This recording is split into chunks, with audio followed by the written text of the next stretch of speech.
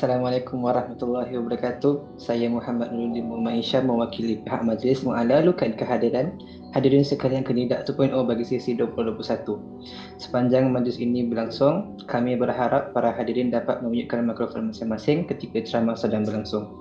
Kerjasama para hadirin amatlah kami hargai.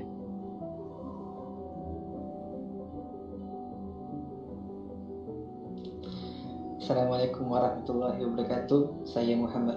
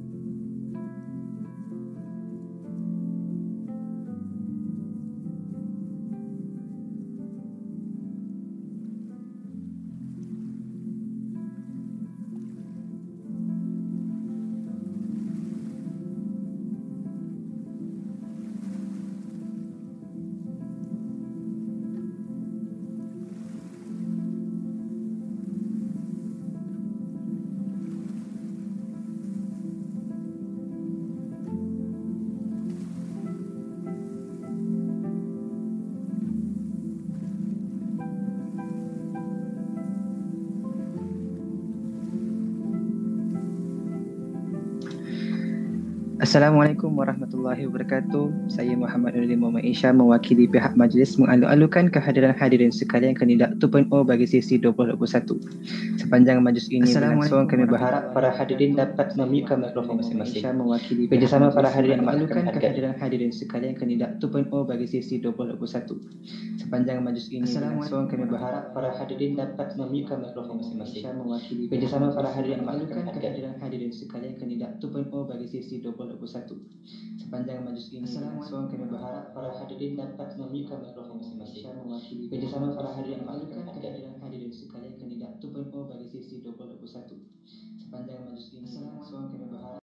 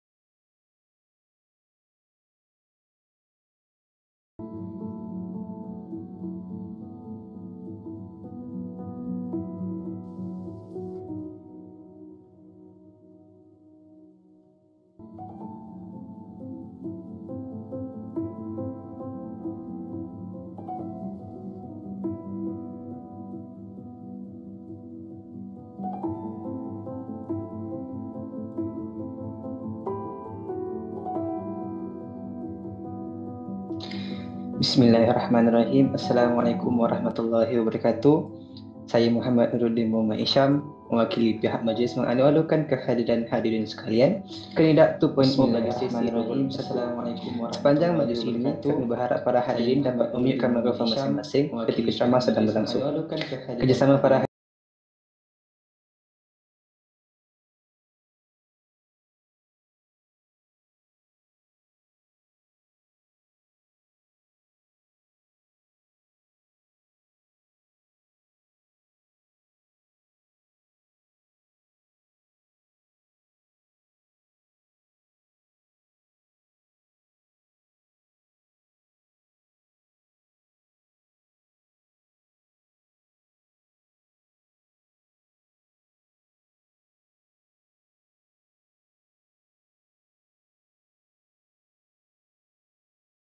Waalaikumsalam. Ada.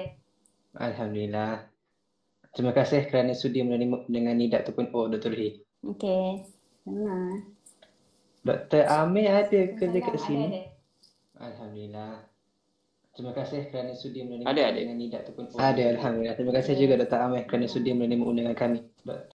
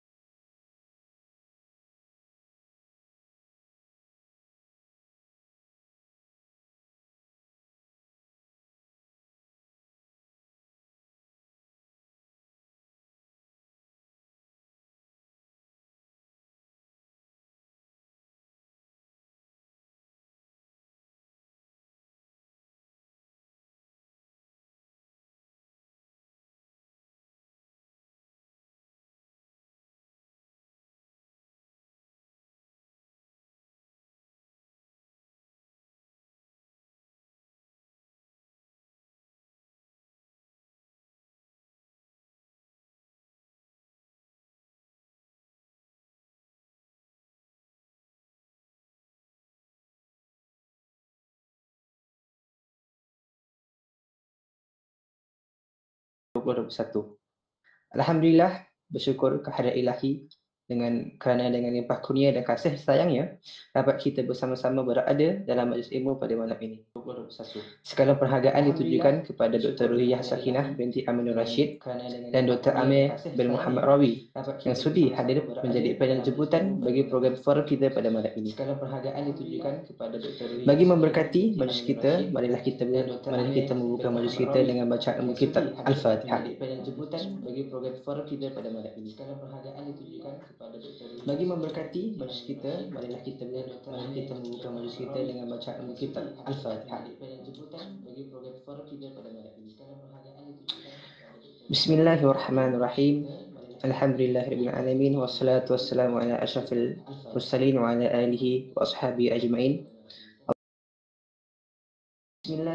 Innaka sami'un alim, innaka ghafurur halim, hamid, innaka ghafurur rahim, innaka rabbul arsyil azim, innaka barrul jawadul karim. Ya Allah, Engkaulah yang mempunyai segala kepujian, Engkaulah yang berhak menerima segala kepujian, Engkaulah yang berhak menerima segala kesyukuran, Engkaulah yang memiliki segala pemerintahan.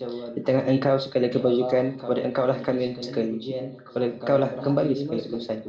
Allahumma ya karim ya rahim, Surilah rahmat dan rahimmu ke atas majlis Nida 2.0 yang diadakan pada hari ini. Berkatilah ia dari awal hingga ke akhirnya. Ya fa'alu lima yurid, kami juga memohon perlindungan daripadamu dari segala perkara yang boleh mencacat celakan majlis kami dan daripada segala perkara yang melalaikan kami dari berbuat taat kepadamu. Kepadamu juga kami serahkan segala urusan. Rabbana alaika tawakkalna wa ilaika anabna wa ilaikal masir. Rabbana atina fid dunya hasanah wa fil akhirati hasanah wa qina adzabannar. Sallallahu ala sayyidina Muhammad wa ala alihi wa ashabihi wasallam. Alhamdulillahirabbil alamin. Rabbana atina fid dunya hasanah wa fil akhirati hasanah wa qina adzabannar. Sebelum kita memulakan majlis, suka saya ingatkan untuk para hadirin mengisi attendance melalui Google Form yang telah kami edarkan yang berada di ruangan chat dan juga di WhatsApp group, serta persoalan-soalan jika ada yang berbangkit semasa forum sedang berlangsung boleh saja ajukan di ruangan chat. Jadi tanpa membuang masa, tibalah masa yang kita nantikan. Sebelum kita memulakan forum kita dengan bertanya soalan-soalan yang menarik kepada para panel kita pada malam ini, boleh kiranya kita berkenalan dengan kedua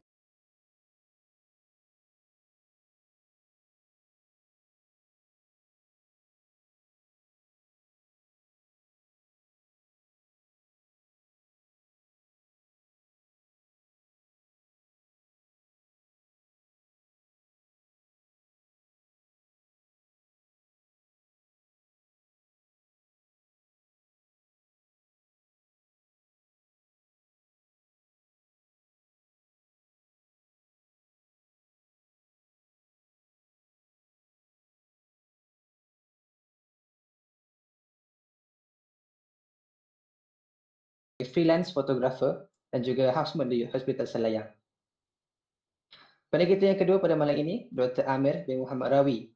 Beliau berpendidikan Ijazah Sarjana Muda Perubatan dan Pembedahan Universiti Teknologi Mara.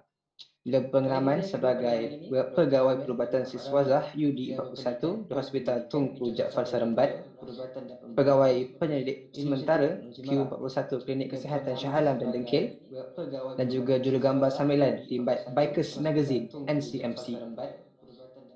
Untuk lebih mengenali kepada kita, marilah kita dengan pula pengenalan kepada tuan empunya badan sendiri. Saya persilakan Dr. Amir untuk memperkenalkan diri. Untuk lebih mengenali kepada kita, marilah kita dengan Bismillahirrahmanirrahim. saya persilakan Dr. Amir. Assalamualaikum warahmatullahi taala wabarakatuh. Nama saya Amir bin Muhammad Rawi. Saya sebenarnya berasal daripada Shah Alam dan saya adalah terpasang daripada sekolah harian SK dan juga SMK Section 24-2. Kemudiannya sambung ke asasi UiTM dan seterusnya terus ke medik UiTM lah. Kiranya memang darah dalam UiTM.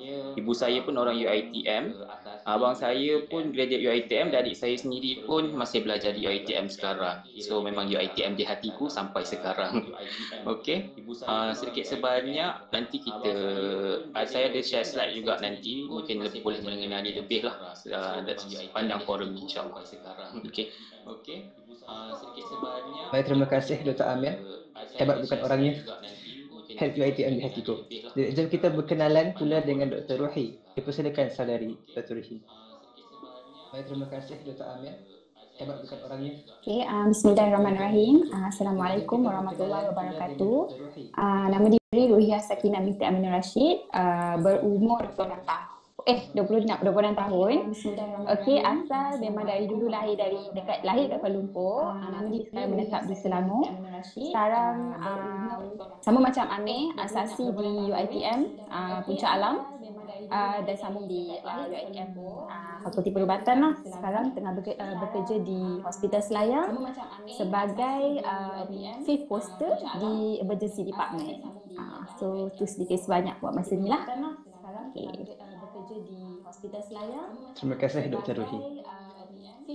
Baiklah, selesai sudah salam perkenalan daripada kedua-dua kita pada malam ini. Marilah kita kembali semula kepada topik forum kita pada malam ini, iaitu bersedekah aku ataupun am I ready?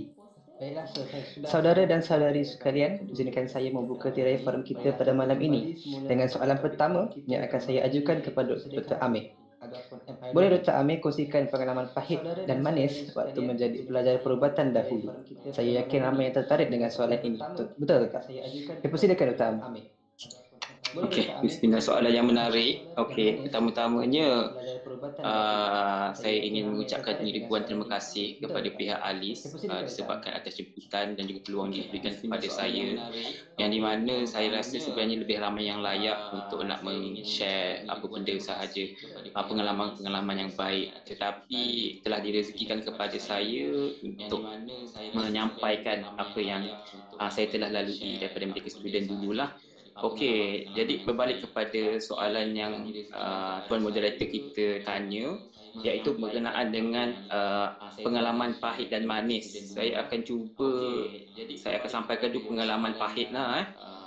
Jadi pengalaman pahit waktu jadi medical student ni yang paling saya ingat sekali adalah pada waktu saya tahun 1 yang baru saja lepas menduduki peperiksaan yang pertama, waktu itu general module. Yang di mana batch saya waktu itu mengalami satu kejutan lah. Yang di mana batch saya kebanyakannya adalah semuanya lulusan yang full flat daripada asasi-asasi lain. Semua dekan kalau yang diploma tu, tetapi pada hari yang peperiksaan yang pertama itu batch kami hampir 78% gagal. Yang itu kebanyakannya daripada kami adalah kali pertama gagal dalam kehidupan. Macam tu. Jadi pada waktu itulah walaupun saya tidak gagal, saya cuma dapat C waktu tu, dia punya rasa bersyukur tu sangat-sangat tinggi lah. Itulah kali pertama saya tengok C tu adalah satu benda yang patut kita syukuri. Jadi waktu kat Mega Student barulah kita nampak dia betapa banyaknya benda kita kena belajar. Jadi sebab benda tu adalah satu perkara yang kita perlu adapt, yang ambil masa. Dan sebenarnya dekat dalam medical school ni tidak banyak benda yang pahit bagi saya, dia lebih banyak benda yang manis. Dan dia akan lebih rasa setelah kalian semua akan masuk ke housemanship lah. Mungkin waktu student ni rasa semua pahit, tapi bila dah masuk housemanship sebenarnya tidaklah sepahit itu. Jadi yang ada kepahit pun sebenarnya mungkin berkenaan dengan lecturer dan sebagainya lah. Mungkin ada yang kena marah, mungkin ada yang kena terpaksa mungkin dikenakan apa kita panggil ditegur di depan pasien dan rakan-rakan dan sebagainya. Benda-benda tu kalian akan merasai lebih waktu housemanship. So cuba dulu, tidak ada masalah benda tu. Dan pengalaman yang manis saya rasa lebih kepada kehidupan sebagai seorang student itu sendiri. Kalau saya nak share slide sikit boleh ke? Tuan moderator? Dan pengalaman yang manis Boleh. Boleh. Okey, bismillah. Kehidupan sebagai seorang student itu sendiri. Sebab berkenaan dengan belajar di UiTM sendiri, dia bukan sahaja kita sebagai seorang pelajar yang perlu pergi ke kelas sahaja, tetapi kita juga sebagai seorang pelajar yang holistik, lebih-lebih lagi dekat UiTM. Apa yang saya belajar dekat UiTM, saya juga dapat diberikan peluang untuk memegang beberapa buah jawatan lah. Yang pertama-tama sekali sebenarnya saya memasuki Mesta dahulu. Mesta tu sebagai seorang Exco Multimedia. Saya mula pada bawah dan dalam masa yang sama masuk juga daripada JPK. Yang kat sini saya jadi naib Exco Multimedia yang belah kiri bawah sekali tu. Ya. Dan kemudian sikit-sikit saya cuba naik jadi naik YDP dan last yang paling tinggi yang saya pernah dapat adalah yang di Pertua JPK. Waktu ni saya tahun 3 dan bila dah tahun 4 saya rasa dah nak cool down dan saya memasuki ALIS UiTM lah. So sebenarnya ALIS ini juga ada di dalam hati saya. Daripada tahun 4 dan tahun 5 saya memasuki ALIS sebagai daripada Exco dekat Selayang. Jadi apa yang bagi saya pengalaman dekat dalam student ini bukan sahaja kalian berada dekat dalam kampus, dekat di dalam bilik study, tetapi kalian juga perlu menggunakan masa itu sepenuhnya untuk mengeluarkan apa sahaja yang terpendam. Pada saya, untuk bila kita masuk dalam organisasi, kita akan dapat banyak soft skill yang kita akan guna pada waktu housemanship nanti. Kita akan bergaul dengan orang atasan, ramai orang atasan. Kita akan bergaul dengan ramai kolik yang sama taraf dan juga kita akan bergaul dengan ramai orang yang mungkin ada di bawahan juga. Jadi bila kalian berada di dalam universiti, jangan terhadkan diri kalian di kampus, di hospital dan juga dalam kolej sahaja. Jadi perkara-perkara ini at least jadilah AJK dalam satu program juga sudah mencukupi untuk dapatkan soft skill tersebut. Sebab bila kalian berada di dalam housemanship nanti, benda-benda yang common sense is not really common dah. Waktu contohnya untuk refer ke, benda yang pertama sekali kita buat secara common sense-nya adalah dengan kita introduce diri kita, daripada siapa nama, daripada department mana. Dan benda-benda ni walaupun dia benda yang common sense, dia perlu digilap daripada kalian daripada universiti lagi. Jadi ini adalah salah satu medium yang kita boleh dapat lah daripada yang saya dapat. Dan dalam masa yang sama, waktu saya student juga bukanlah waktu yang saya kata hilang segala hobi saya, tidak. Saya juga sebagai salah seorang jurugambar sambilan, saya gunakan saya punya platform ini untuk jadi jurugambar untuk setiap program-program yang ada. Walaupun saya YDP waktu tu, saya volunteerkan diri untuk ambil gambar. Jadi benda tu benda yang boleh happykan saya, tidaklah terlalu berat dan dia boleh menjadikan saya terlepas daripada terlalu fokus terhadap study. Kadang-kadang kita rasa study ini terlalu boleh jadikan kita stres, jadi kita cari benda yang boleh buatkan kita happy. Jadi benda itu saya salurkan ke bahagian ini, dapat juga kita berkhidmat kepada kampus dan juga kita berkhidmat kepada rakan-rakan juga. Jadi tidaklah kita stres seorang-seorang dan sebagainya. Dan nanti saya akan explain lagi berkenaan apa benda lagi cabaran yang kalian akan hadapi lah pada waktu student. Tapi saya rasa lebih kepada manis berbanding daripada pahit. Jadi buat masa ini itu sahaja. Boleh tak saya sebab ada benda-benda lain lagi yang saya akan explain selepas ni, insyaAllah. Ini baru permulaan sahajalah. Baik, terima kasih. Baik, terima kasih Dr. Amir atas perkongsian beliau tadi.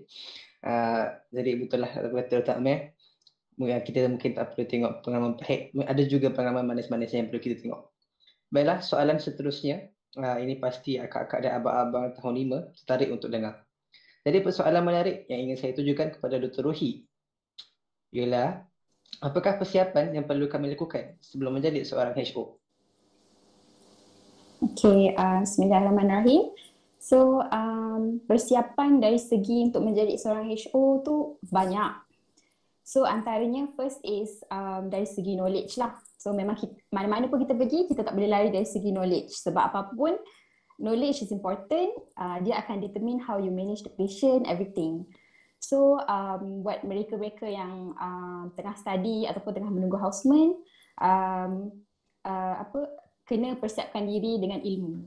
So sebab tak semestinya bila kita houseman kita kena tahu semua disease.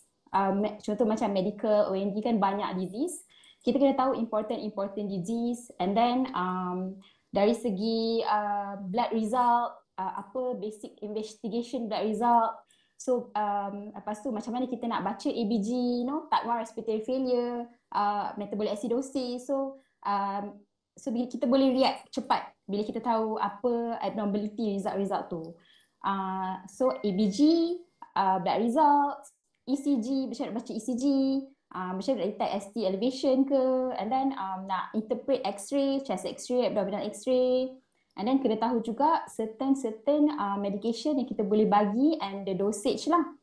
So knowledge ni memang banyak, tapi ini antara important points yang kita kena bersedia sebelum masuk houseman lah. Lain-lain boleh dibahagikan ikut cabang, macam medical, nak study apa, ACS, pneumonia, ONG pula cerita lain. So apa-apa kita kena persiapkan diri kita dengan ilmu. Sebab dengan ilmu ni lah akan bawa diri kita. Itu pertama lah. Kedua, kena persiapkan diri dari segi mental dan fizikal. So, kalau cerita dari segi fizikal, kena bersedia lah. HO ni kerja dia masuk pukul 7. Tapi masuk 7 sampai pukul 5 petang. Tapi pukul 7 tu tak semestinya kita datang pukul 7. Kita kena datang awal sebab kita nak review patient. So, in a way, sometimes kita akan datang pukul 5 pagi. Nak baca case, nak tahu patient, apa isu patient. And then bukannya HO ada masa untuk duduk pun. So macam banyak berdiri. Kalau kerja emergency memang most of the time diri je. Belum lagi kalau ada patient yang ada isu, nak CPR patient. So kena fit lah in a way. Itu pertama dari segi physical. Mental pula kena bersedia sebab mental kena ada good social support lah pertama. HO memang akan banyak cabaran, akan banyak isu-isu yang kita akan hadap, sama ada isu dengan kolik, isu kita akan berdepan dengan macam-macam perangai manusia lah. Perangai patient, perangai kawan-kawan kita, lepas tu perangai superior. So kena kuat dari segi mental. Maksud kuat mental ni pun kita kena strong, in which kalau kita kena sentiasa bersikap terbuka apabila menerima teguran. Sebab tak semua orang akan tegur dalam keadaan yang lembut. Tak semua orang akan cakap baik-baik. Ada orang mungkin akan tegur dari segi makian ke, cacian ke. So kena kuat lah. Kena hati, kena kental. Lepas tu second is good social support tadi. At least kita sama ada family, kawan-kawan atau colleague kita sendirilah. So kalau kita ada masalah, kita ada tempat untuk kita meluahkan apa masalah kita. Kadang-kadang kita tak perlukan solution pun. Kita just kena cerita and then kita boleh go on lah, move on. And then kalau kena tegur tu, kita take it as a positive point untuk kita so that kita akan berubah And kita houseman kan, houseman memang akan kena marah. So in a way anggap tu adalah salah satu proses pembelajaran. So kita akan kita kena marah, kita anggap benda tu kita belajar dan kita tak akan buat lagi kesilapan yang sama. So tu antara benda-benda penting in which knowledge, persediaan dari segi mental, persediaan dari segi fizikal, and then kena ada make friends lah, sebab apa-apa pun kita bekerja dengan colleague-colleague kita. So kita kena, in a way kadang-kadang kita tak dapat bernular ke, so kita boleh minta tolong orang, macam tu. So so far itulah antara poin penting persediaan sedikit sebanyak sebelum menjadi houseman. Boleh pas kat Abang Amir kot, sambung. Betul lah. Terima kasih Dr. Ruhi atas perkongsian tadi. Kita nak lepas ni kita dengar daripada Dr. Amir pula, untuk kita tengok dari perspektif seorang lelaki pula macam mana. Ada perbezaan sama? Dipersilakan Dr. Amir. Okey, bismillah. Okey, daripada bahagian perspektif seorang lelaki, yang pertama-tamanya selepas sahaja kalian habis medical school, kalian tidak akan terus masuk ke housemanship. Okey, jadi akan ada satu fasa di mana kalian ada sangat banyak masa tetapi sangat sedikit wang. Sangat masa banyak, sedikit wang. Jadi sekarang ni nak buat macam mana? Hidup perlu diteruskan, takkanlah nak dengan ibu ayah sahaja kan. Jadi pertama-tama dia mestilah sebelum ke housemanship tu, kita tahu sekarang puratanya lebih kurang 1 tahun untuk kalian semua pergi ke housemanship. So biasanya pada saya boleh waktu ini kalian untuk dapatkan pengalaman bekerja. Boleh daripada bahagian klinikal dan juga boleh juga daripada bahagian bukan klinikal. Pada maksud saya kat sini adalah untuk dapatkan duit yang pertama. So, yang kedua adalah nak dapatkan pengalaman kalian berada di bawah, bekerja di bawah orang yang dekat, kalian boleh tahu. Jadi tidak terlalu terkejut anda kata kalian di dalam dunia yang nyata lah. Jadi sedikit waktu saya medical school, waktu saya habis daripada belajar dekat habis daripada pro exam, saya pertamanya saya menjadi salah seorang jurugambar sambilan. Kejap saya ada share sekejap.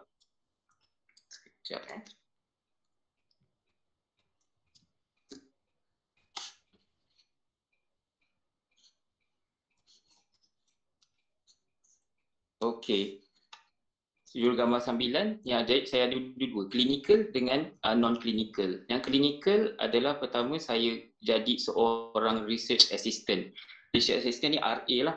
Research assistant ni dia kalau kita berada di dalam bawah kerajaan, kita akan daftar menggunakan result SPM kita.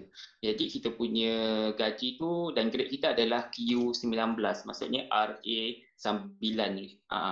Jadi dia punya gaji dia pada waktu tu rendah sahaja, lebih kurang yang bersihnya adalah 1,000 ke 1,100 ringgit sebulan. Dia punya kerja je simple, office hour dan perlu ambil data daripada patient lah. Ni waktu ni saya berada di KK Dengkil dengan saya punya superior waktu ni Dr. Sally yang berada di tengah sebelah isteri saya. Yang tengah-tengah tu isteri saya lah, Dr. Nurul Mahfuzah, juga alumni batch 11 juga. Okey, jadi selepas saja saya habis daripada buat research, jadi research assistant tu, saya punya bos yang ini juga telah menaikkan pangkat kami. Yang pertamanya daripada Q19 menggunakan result SPM sahaja kepada jadi Q41, yang di mana daripada research assistant jadi researcher. Maksudnya kita sebagai penyelidik, pegawai penyelidik sambilan. Yang ini bila perbezaan di antara dua ni, gaji dia kalau kita Q19 dalam RM1,100. Kalau kalian masuk kepada Q41 sebagai pegawai penyelidik, gaji dia sehingga RM2,000 ke RM2,200.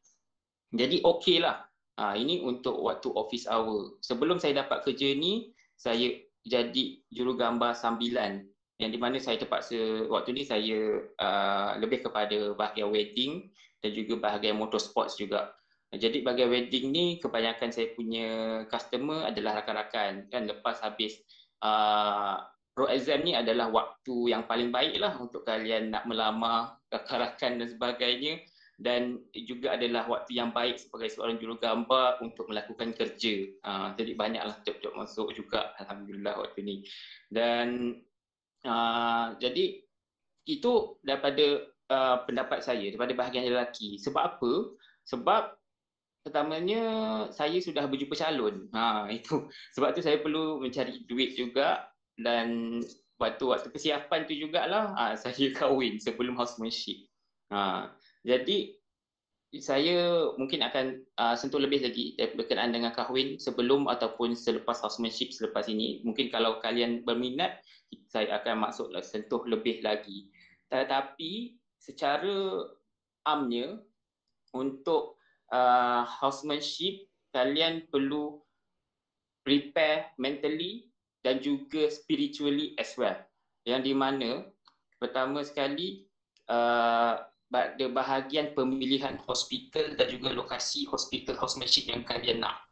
Okey, untuk pemilihan e-houseman, kalian nak pergi ke hospital mana, saya cadangkan kalian berada dekat dengan support system. Yang di mana dekat situ tak kisahlah support system itu family ataupun rakan-rakan, ikut kepada kalian sendiri. Sebab waktu housemanship ni lah waktu yang sangat-sangat getir yang pertama, dan juga dia adalah satu saat yang kalian akan diuji dengan banyak. So in the end memang kadang-kadang kita tak ada masa pun untuk nak express ourselves. Lagilah tak ada masa andai kata kita balik rumah duduk dekat dalam hostel yang berseorangan. Jadi saya recommend kalian berada dekat dengan support system just to untuk voice out what your inner thought. Biarlah yang kalian dekat tu tak semestinya family. Ada orang yang lebih senang untuk nak explain dan juga share dengan rakan-rakan. Tidak ada masalah. Asalkan dia dekat dengan dia punya support system. Okey? Boleh juga boleh dapat satu hospital dengan rakan ke, satu hospital kalau dah beristeri, satu hospital dengan pasangan. It's okay kalau kalian delay. Maksudnya untuk kita dah plan untuk nak dapatkan satu posting satu hospital yang sama, akan tetapi tidak ada rezeki pada waktu itu, hanya kawan kita je dapat hospital tu dan kita tak dapat. It's okay untuk delay dalam masa 3 bulan. It's okay, tidak ada masalah. Ataupun untuk e-houseman yang akan datang. Saya ambil contoh untuk saya dan isteri saya lah. Saya dapat hospital Tuanku Jaafar dahulu, saya dipanggil dahulu, dan kemudian e-houseman isteri saya adalah 2 bulan selepas. Apa yang kesiannya adalah pada 2 bulan yang lepas tu, isteri saya tak dapat pun dia punya untuk nak masuk kepada hospital Tuanku Jaafar. List yang dia dapat pada waktu tu cumalah di Sabah dan Sarawak. Andai kata dia pergi dekat Sabah dan Sarawak, bukan saja dia yang tak boleh hidup, saya pun rasa macam jadi sangat-sangat susah lah. Jadi kalau sebagai saya pun, saya pilih pemilihan saya senang bila ada isteri, saya nak dekat dengan isteri. Yang keduanya, saya pilih hospital Tuanku Jaafar Serembani disebabkan saya berada di tengah-tengah di antara 2 keluarga, keluarga mertua saya dan keluarga saya. Keluarga saya berada di Melaka dan keluarga isteri saya berada di Putrajaya. So saya berada di tengah-tengah lah. Nak balik kampung tu boleh balik hari. Ini pun kalian kena tahu sebab kita punya off day cuma 1 hari dalam masa seminggu. Jadi kalau boleh dekat dengan family tu, walaupun tak dekat, biarkan kita boleh pergi bila-bila masa yang kita nak. Sebab itu saya berada di tengah-tengah, jadi boleh balik hari. So kalau raya pun tidak ada masalah lah sebenarnya. Tapi raya pun tetap kerja juga. Okay, so itu yang pertama. Kena istiqarah banyak, nak pilih kat mana. Tapi saya yang point dia adalah support system. Yang kedua dia berkenaan mentally, betul dengan Dr. Ruyah cakap. Knowledge tu sangat-sangat penting sebab kita expect to be function on first day of life dekat houseman, as a houseman. Dan kita juga adalah orang yang pertama yang akan review result. Kita juga orang yang pertama yang akan tengok patient sebelum kita punya superior MO dan juga specialist. Jadi it's okay kalau kita tak tahu semua benda, it's okay. Tapi kita kena tahu how to detect the abnormality. Yang penting kena tahu what is normal, what is abnormal. Itu sahaja dah cukup dah. Okay. Untuk the first week of life sebelum nak masuk houseman tu, untuk first posting. Sebab kita nak jadi bukanlah sebagai seorang hero, betul-betul hero. Kita pertama tu kita nak jadi safe doctor dulu, kita punya aim. Yang di mana dekat situ kita perlu tahu kalau abnormal, we need to inform our superior. Kita tak boleh manage sendirilah. Kita tahu kita punya limitasi, tetapi kita perlu optimiskan limitasi kita tu sampai ke tahap yang paling maksimum. Okey? Itu lebih kepada persiapan lah sebelum nak masuk ke housemanship. Sikit. Okey. Dan yang lain, apa benda yang Dr. Ruhi cakap tadi tu, saya sangat-sangat setuju. Dan okey, boleh contohilah dia. Baik, terima kasih Dr. Amir atas proses itu tadi. Sukalah untuk saya tekankan apa yang Dr. Amir dan juga Dr. Uriah cakap, iaitu berkaitan dengan ilmu. Bukan sahaja mereka yang menekankan tentang ilmu, tapi Islam juga sangat menekankan pentingnya ilmu itu. Baiklah, soalan yang seterusnya ditujukan kepada Dr. Amir. Bolehkah Dr. Amir kongsikan bagaimana kita dapat mengatasi cabaran sepanjang menjadi pelajar perubatan, sebagai contoh tiada motivasi, kena marah dengan doktor dan sebagainya? Bismillah. Baik, berkenaan dengan cabaran dalam medical school, cabaran dalam medical school ni dia berbeza dengan cabaran daripada sewaktu bekerja. Okey, jadi cabaran lebih bila kita cakap pasal medical school, apa yang kita akan fokuskan adalah lebih kepada pelajaran lah. Maksudnya bagaimana cara nak belajar, dan saya rasa untuk sentuh pada bahagian bagaimana cara nak belajar semua ni, mungkin dah ada program-program yang lain yang lebih efektif.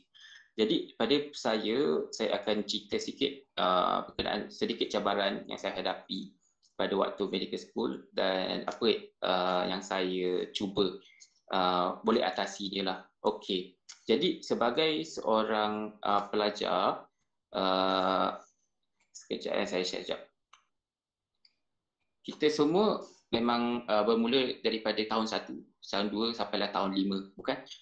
Jadi pertama-tamanya waktu clinical years, kalian lebih fokus ke arah bagaimana nak menghafal, bagaimana nak buat pengulangan. Dia kurang daripada praktikal, dia lebih kepada teori semata-mata. Okey, jadi daripada situ, daripada pre-clinical dengan clinical, in the end, yang susahnya adalah untuk nak adapt how to absorb everything. Jadi lebih kepada saya suka tekankan yang kita adalah manusia dan kita tak boleh nak absorb everything by our own. Daripada saya bermula awal lagi, memang saya dah bermula dengan kita panggil study group lah.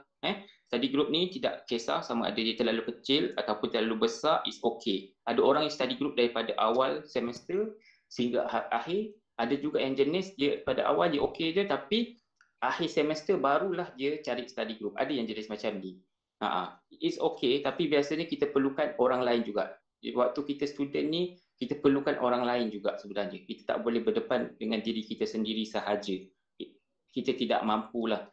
Jadi ini adalah rakan-rakan saya pada waktu dulu. Ini ada grup A daripada bahagian surgery waktu ni ada final year sebelum pro exam.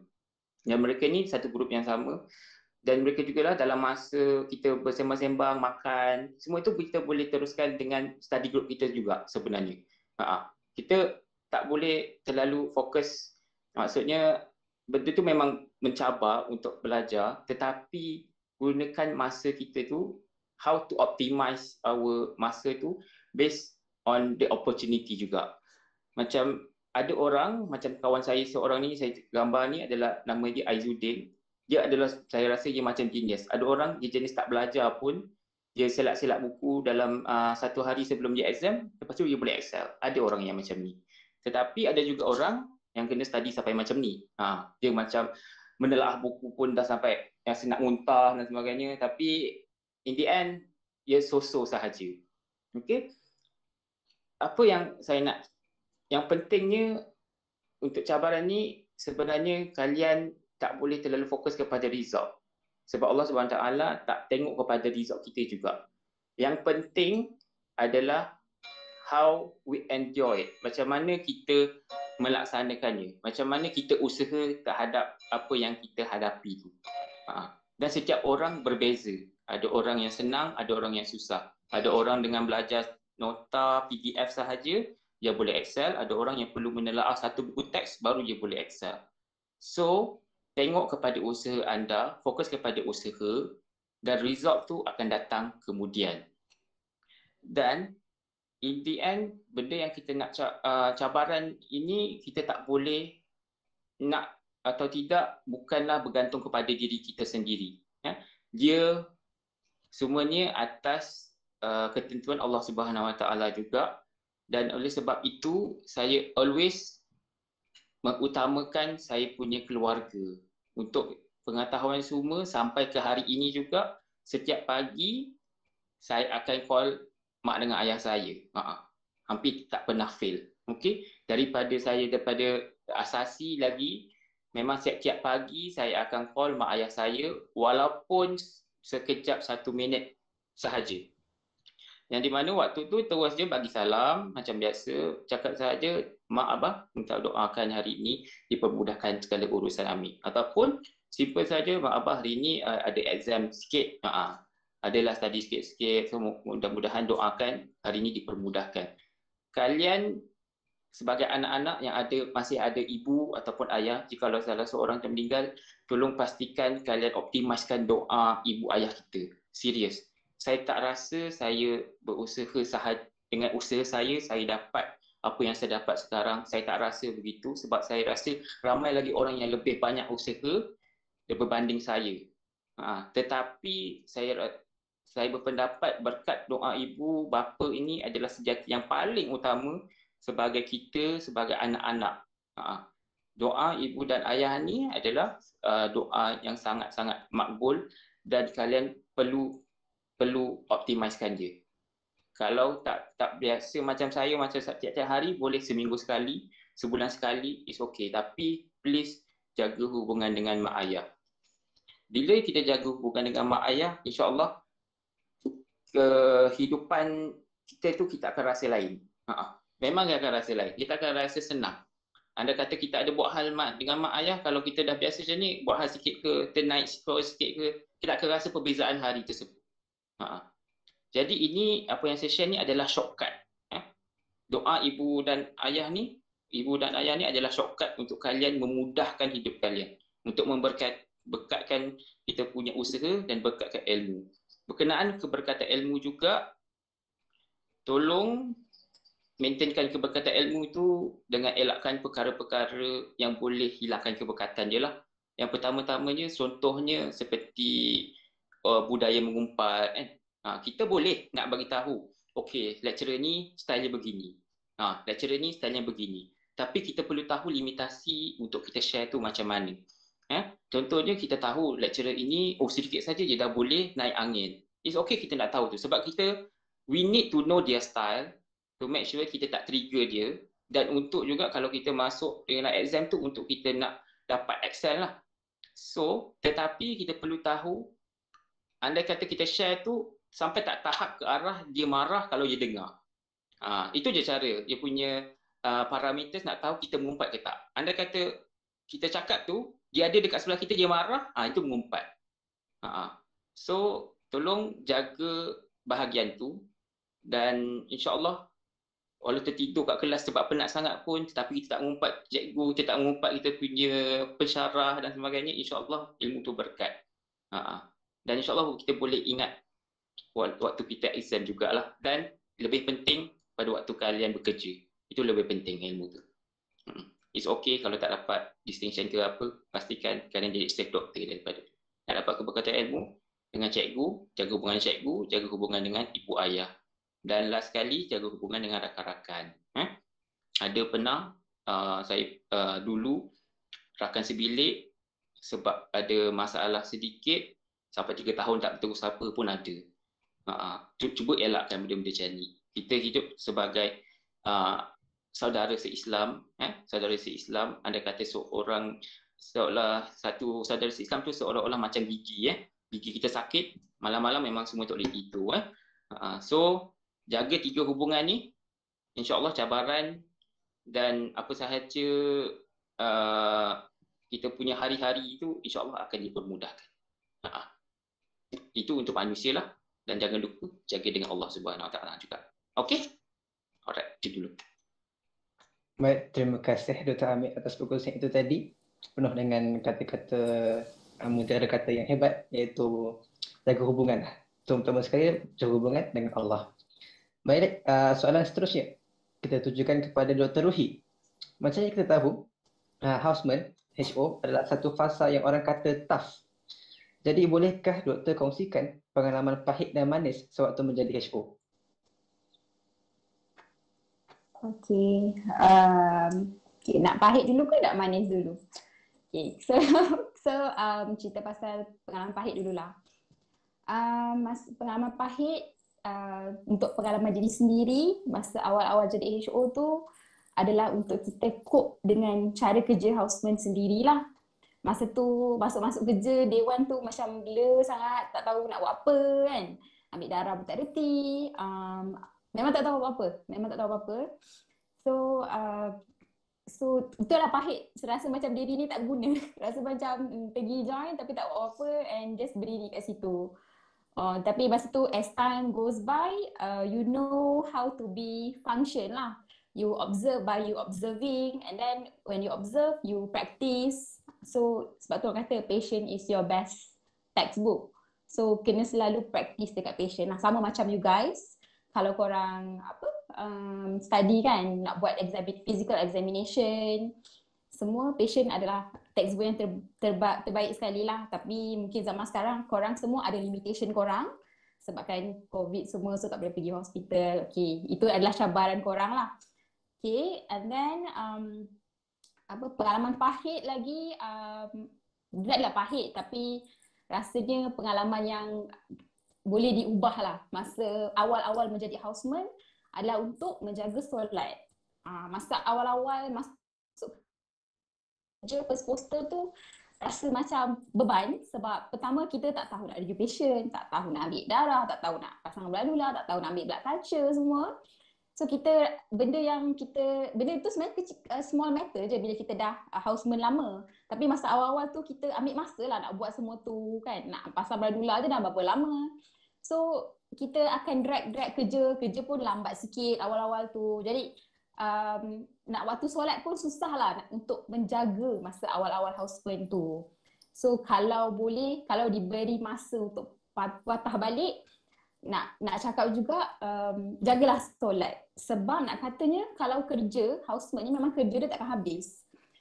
Waktu solat kita ada waktu dia. So yang penting is kita kena tahu prioritize which one is important. So macam contoh lepas round tu kita kena ada job list lah. Okay, nak refer, nak request CT brain, nak ambil blood, nak ambil ABG. Kita kena prioritize which one is important. So that kita tahu nak bahagi masa kita tahu nak bahagi masa kita untuk solat, untuk makan, untuk buat benda-benda kerja-kerja lain juga lah. So itu pengalaman yang macam pahit lah kot sebab kita tak boleh jaga solat kan. Pernah lah masa awal-awal houseman tu tak sempat langsung nak solat zuhur, solat asar, balik tu like kodok semua solat. Tak patutlah buat macam tu. Okay, pengalaman pahit itu adalah masa awal-awal. As time goes by, you dah tahu, you dah mahir, dah boleh buat kerja dengan cekap. Banyak lagi pengalaman pahit lain. Contoh kalau kawan kita, colleague kita MC, tiba-tiba EL tiba-tiba, so kita kena coverkan dia punya distribution bed tu, kita pula bertambah kerja kita itu. And then pengalaman pahit lain bila kita dapat colleague atau sahabat yang tak membantu langsung, tak tolong langsung, kita dalam kita susah nak buat kerja ke apa, dia tak tolong, dia buat kerja dia je, tu pun pahit lah kan. And then apa lagi bila kena marah sebab kesilapan kita, tapi anggap semua pengalaman ni adalah salah satu pengajaran supaya kita menjadi doktor yang terbaik lah nanti. Okay, itu adalah pengalaman pahit. Pengalaman manis, banyak lah kot. Pengalaman manis ni contoh kalau kita dapat kawan-kawan yang best, kita kerja pun hari-hari semangat nak pergi kerja sebab teamwork tu ada. Kita kerja dengan kawan-kawan kita, kawan-kawan yang sangat reliable. Sebab tu make friends, buat kawan banyak, and then so that kita tahulah bila kita kerja nanti kita boleh je tolong, minta tolong kalau kita susah. And then other pengalaman manis adalah small achievements lah. Contohnya in which bila mana you berjaya intubate a patient, bila mana you berjaya insert chest tube, so that nanti masa you guys houseman ambil lah pengalaman untuk buat semua benda, semua prosedur-prosedur ni. And bila you berjaya tu rasa macam, aku berjaya lah buat macam tu. Lepas tu macam tengok X-ray, masuk lah macam tu. So kita rasa macam, rasa fun lah. Rasa macam, Alhamdulillah kita berjaya buat benda tu. Apa lagi ya? Tu je kot kat sini, pengalaman manis dan pahit. So far. Okay. Terima kasih Dr. Ruhi atas perkongsian itu tadi. Saya yakin setiap orang mempunyai pengalaman yang berbeza, baik pahit dan manis. Tapi pengalaman itu dah yang mematang kita. Sebab kata orang Inggeris, experience is the best teacher. Jadi kita tujukan kepada Dr. Amir pula. Pengalaman pahit dan manis Dr. Amir sepanjang menjadi HO. Macam mana pula? Okey, terima kasih. Jadi berkenaan dengan pengalaman pahit. Saya pahit dululah. Okey, yang pengalaman pahit ni dia macam kopi tau, dia buatkan kita debar-debar, yang buat kita terbangun. Jadi pengalaman pahit yang pertama ni adalah waktu saya first posting. Saya sebagai orang yang masih baru, pada waktu tu adalah waktu weekend. Dan minggu pertama saya di dalam posting pediatrik pada ketika tu. Dan saya ditempatkan di SCN daripada bahagian baby lah, semua yang baru day one of life, paling tinggi pun day 28 of life macam tu. Jadi pada waktu tu tidak menasibnya saya waktu tu yang on call adalah seorang spesialis yang sangat-sangat terkenal. Yang sangat-sangat terkenal. Kalau kalian berada di hospital ni, kalian tahulah. Okey, spesialis ni pediatrik. Dia sangat terkenal. Terkenal dengan dia punya ketegasan dia, tapi ketegasannya bertempat. Okey. Jadi pada waktu tu, saya sebagai seorang yang baru, apa yang saya buat adalah tanya ikut selalunya kita sebagai orang baru ni, kita akan ikut-ikut dengan apa sahaja kita punya senior buat. Okey. Contoh senior cakap, okey, waktu tengah round nanti kita kena buat siap-siap macam standby doktor. Padahal kita punya spesialis tak tengok lagi. Sebab apa? Orang nanti nak memudahkan. Maksudnya nanti nak laju je round tu. Round laju jadi cepatlah habis. Gitu. Akan tetapi untuk this particular specialist, this is not dia punya style. Dia bukan style dia. Pada waktu tu saya macam ikut sebenarnya tips tu untuk pakar-pakar yang lain, tetapi saya pakai tips ni untuk pakar yang ini. Dan sebenarnya tips tu ada tips yang salah. Ia adalah satu medical legal. Kita tak boleh pun buat sebab doktor tu belum jumpa lagi patient tu, tapi kita dah tulis dah standby doktor tu tersebut. Apa yang terjadi pada minggu pertama saya dekat housemanship lagi, saya dah kena ping form. Jadi ping form ni adalah seperti satu surat layang yang sangat berat lah di dalam housemanship.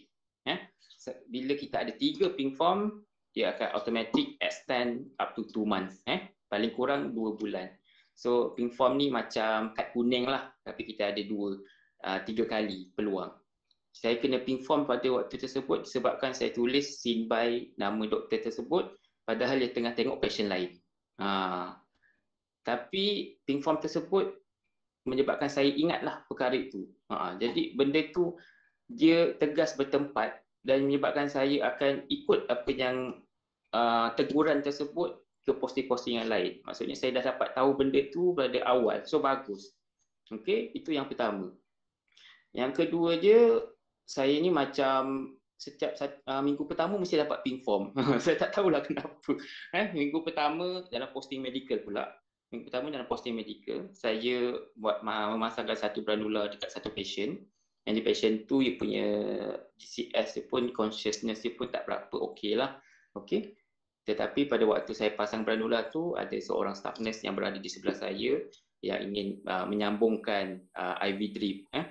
Jadi selepas saya pasang granula, saya terus balik dah pergi. Saya yakin sebab ada staff nurse di situ, tidak ada masalah. Sebabkan dekat dalam ward tersebut ada beberapa masalah di mana sharp bin pun tak ada dekat trolley kan.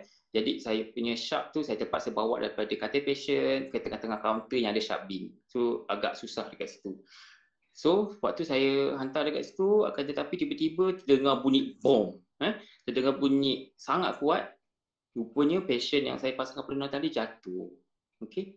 Jadi pasangan jatuh disebabkan tidak angkat pagar pasien tersebut. Jadi pasien tu cakap dia nak ambil barang. Jadi dekat sini sebenarnya nak cakap itu salah saya pun salah saya. Nak cakap itu salah staff nurse tu ke pun kita tak boleh nak cakap. Apa yang kita cakap adalah we need to save our staff juga. Disebabkan pasien tu jatuh pun saya dapat juga pink form. Jadi dah 2 posting betul-betul saya dapat pink form. Alhamdulillah selepas tu tak ada pink form dah lah. So 2 posting tu lah saya dapat pink form. Yang second tu saya dapat pink form sebabkan pasien tu jatuh. Tapi alhamdulillah pasien tidak ada apa-apa lah. So saya sangat bersyukur terhadap benda tu. So dekat situ apa yang kita cakap, kita memang bekerja as a colleague tau. Kita kerja as a team. Kita ada houseman, kita ada staff nurse, kita ada PPK, dan kemudian dekat bahagian doktor je, houseman, MO, specialist, consultant. Jadi in the end, walaupun kita in a team, kita kena berpada-pada untuk put our trust juga. We need to save ourselves, we need to save patient yang pertama, dan kita need to save ourselves. Dan baru kita fikirkan yang lain juga.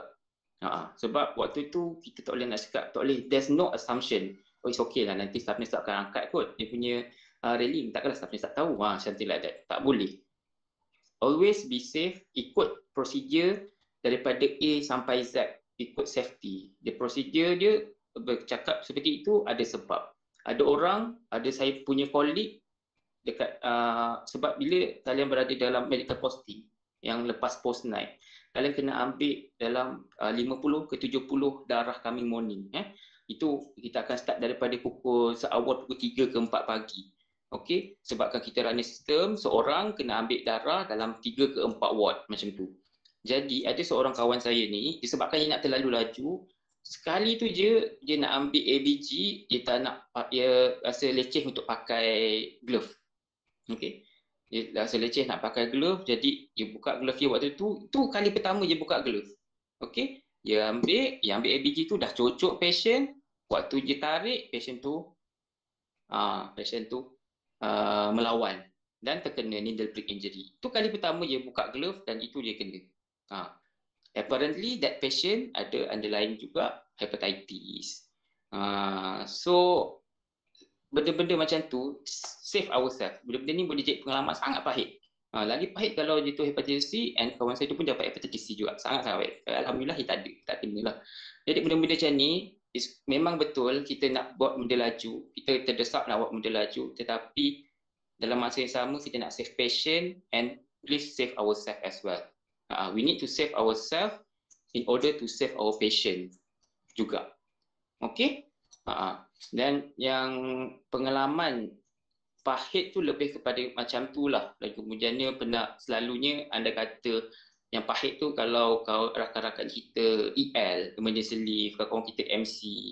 Saya pernah kena dalam satu ward penuh lebih kurang 50 lebih patient. Sepatutnya ada 3 orang kerja daripada pukul 7 sampai pukul 10, tetapi seorang MC. Maka tinggallah 2 orang. Seorang jaga 3 cubicle, begitu. Sampailah ada satu masa tu, saya jaga dekat bahagian yang kritikal lah, dekat acute kan.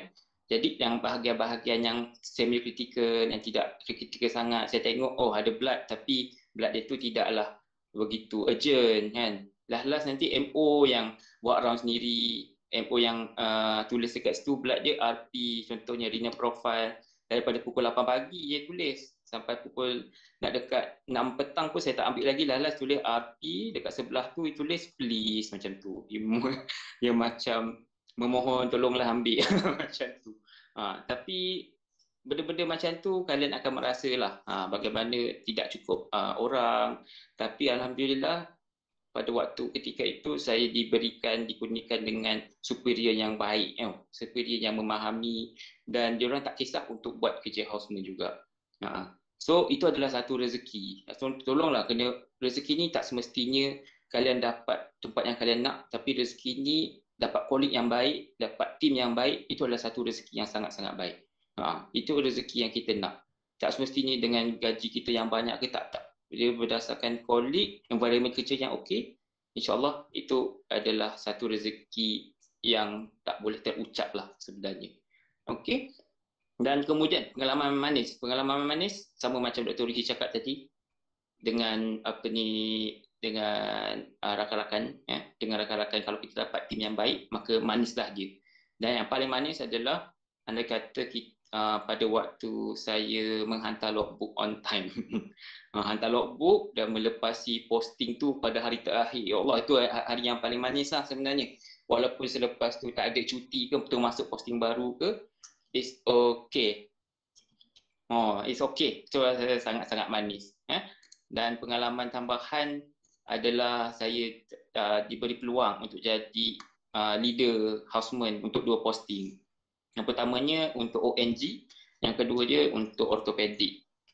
Jadi bila kalian jadi leader ni, benda yang kita kena buat adalah kita lah yang bertanggungjawab untuk nak buat rotation ataupun jadual untuk rakan-rakan kita. Jadi daripada sini, anda kata kalian sudah biasa dengan organisasi, so insyaAllah dalam waktu housemanship ni dia tidak menjadi apa-apa masalah untuk kalian untuk nak berdiplomasi dengan rakan-rakan, yang di mana walaupun kalian leader, kalian kena ingat yang di bawah kalian tu ada yang lebih senior. Waktu saya jadi leader, saya 3rd posting, yang di bawah saya tu ada yang 6 posting, jadi MO lah. Jadi dengan soft skill yang kalian ada, waktu itulah kalian akan gunakan. Jadi macam mana nak tahu prioritize siapa yang perlu dapat CO ataupun compulsory off, cuti pada hari ini. Kalau kita teruskan, kalau kita ikut je semua orang, boleh jadi pada waktu hari Isnin, hari yang paling sibuk, yang bekerja houseman bekerja 2 orang. Tiba-tiba pada waktu weekend, hari paling tak sibuk, houseman bekerja sampai 8 orang. Jadi benda-benda tu benda yang kena atasi. Jadi tak boleh semua orang nak cuti hari Isnin, tak boleh semua orang nak cuti, tak boleh semua orang nak bekerja pada waktu weekend. Jadi benda-benda ni adalah soft skill yang kalian kena dapatkan daripada medical school lagi. So insyaAllah benda tu kalau kalian dah ada, mudahlah untuk kalian nak tackle, dan kalian boleh detect siapa yang ada bermasalah, siapa yang tak ada masalah. Kalau bermasalah tu, ikutkan je dia punya apa yang dia nak. Kalau dia tertukar je, dia akan EL. So sama macam yang tak ada lah. So benda-benda macam tu adalah seni lah. InsyaAllah kalian akan ni. Dan ada satu lagi yang pahit adalah, saya dah berkahwin sebelum housemanship. Okay? Dan pada waktu saya masuk housemanship, isteri saya adalah suri rumah lah kiranya. Sebab kan saya cakap tadi dia postpone. Total dia postpone tu jadi suri rumah adalah 4 bulan. Pada waktu tu saya posting pertama lah dekat pediatrik. Jadi bila waktu dalam housemanship ni, waktu balik dan waktu pergi bukanlah satu perjanjian, bukan. Anda kata kita tulis dekat situ, cakap dekat dia, insyaAllah abang akan balik dalam pukul 10, contoh kan. Tulis dia balik pukul 10. No. Dia walaupun dia datang pukul 10, dia datang awal ke 9.30, boleh jadi saya balik pukul 10 tepat, boleh jadi saya balik pukul 12, boleh jadi saya balik pukul 1.30. Tak boleh. Kita tak boleh nak janji benda tu waktu housemanship ni. Sedangkan orang yang berada di medical field pun, sebelum dia masuk housemanship pun, dia ada rasa susah tu untuk memahami. Apatah lagi kalian kena tahu bila pasangan kalian bukan daripada bahagian medical. Susah. Kalau pasangan kalian rasa nak call, kita tak boleh call selalu. Kadang kita tengah buat ward round, dia tengah buat active plan, tengah masuk chest tube ke, macam Dr. Ruhi tengah masuk chest tube, tiba-tiba nak call. Tak boleh, itu memang sibuk. Itu sibuk gila. Jadi even though dia yang berada di dalam medical field pun rasa macam tu, yang bukan medical field pun apatah lagi. Jadi benda tu kalian perlu, itu adalah cabaran yang ada lah waktu kalian berada di housemanship. Even though yang sama-sama houseman ke, yang bukan houseman juga. Kena saling berbincang dan atasi benda tu. Okay? Dan rasanya itu dulu untuk pengalaman pahit dan manis. Right. Terima kasih Dr. Amir atas fokusan itu tadi.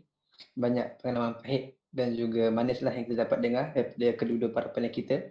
Suka saya dengan analogi yang Dr. Amir katakan tadi, iaitu pengalaman pahit itu seperti kopi yang dia pahit tapi dia menyegarkan kita. Adalah soalan terakhir untuk Dr. Amir yang saya rasa crucial untuk semua tahu, iaitu sebagai persiapan masa depan, iaitu bagaimana cara untuk mengatasi cabaran sepanjang menjadi HO. Anda maklumlah HO, busy on call, tak dapat cuti dan sebagainya. Okay. Ya. Baik, sebagai houseman ni, benda yang penting adalah attitude. Benda yang sangat penting adalah attitude. Sebenarnya wajib, tapi yang penting adalah attitude. Yang kedua, kita boleh function. Yang ketiga, knowledge. Jadi, tiga benda ni sangat-sangat penting. So, attitude tu, bagaimana kita disiplinkan diri datang awal, dapat tahu passion in and out. Dan kemudiannya dengan knowledge juga kita dapat walaupun tahu in and out, and we know how to manage. We as the first liner lah, and as the front liner dekat dalam ward dan sebagainya. Okay, itu untuk houseman.